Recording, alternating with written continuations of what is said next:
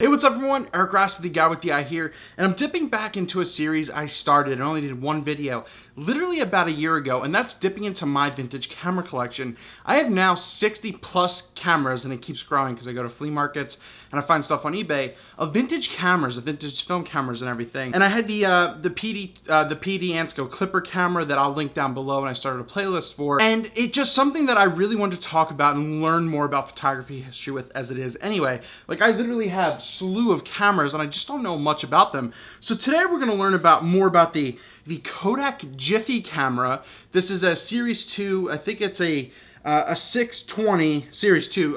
It's a Twindar lens. So we're going to learn a little bit about it, how it works, and just some of the history behind this camera.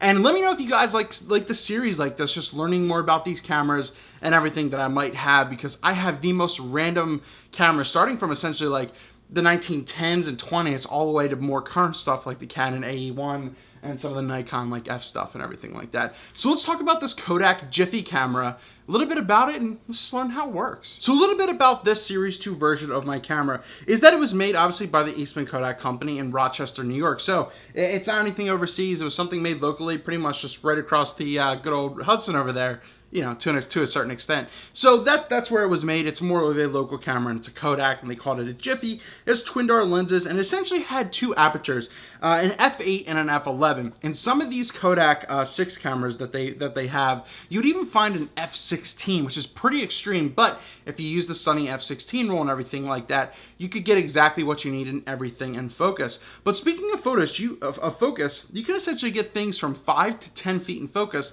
and then there was an infinity mode as well. But it's pretty cool kind of how it looked and worked. I'll show close-ups of the camera too, but obviously the top of the camera is where one of the shutter would be and where your winder is. But essentially what would happen is that in the front of the lens right here is where you would control your focus. So right now I have it set to the infinity down at the bottom right here, and then you have your 5 to 10 feet up top. And essentially what you do is you slide and circle the dial. It almost feels like you're kind of, you know, unscrewing it in a way, but there you go, it's something like that, and that's how you can control your focus. The other cool thing is that there is no viewfinder on this camera. You know, this is what it is essentially.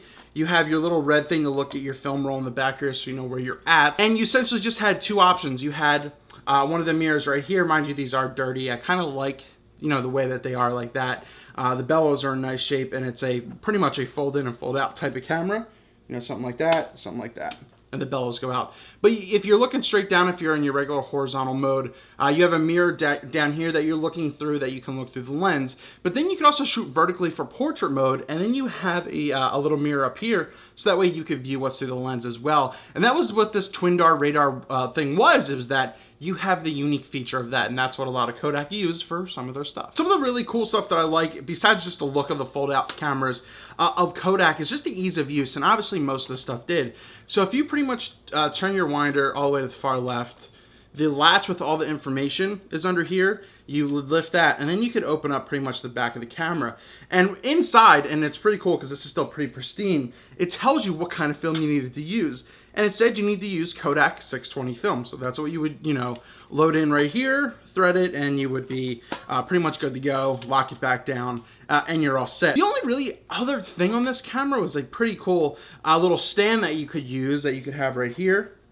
I don't know if you could see it, it's right here. So it's really a quick kind of rundown of the camera. It was essentially made from 1937 to 1948. So it's still pretty earlier in the photography genre, and it's really awesome. I got this for like $10 at a flea market, but you can find them pretty constantly around maybe $40 or $50 on eBay or Craigslist or something like that. You just really have to know how to buy.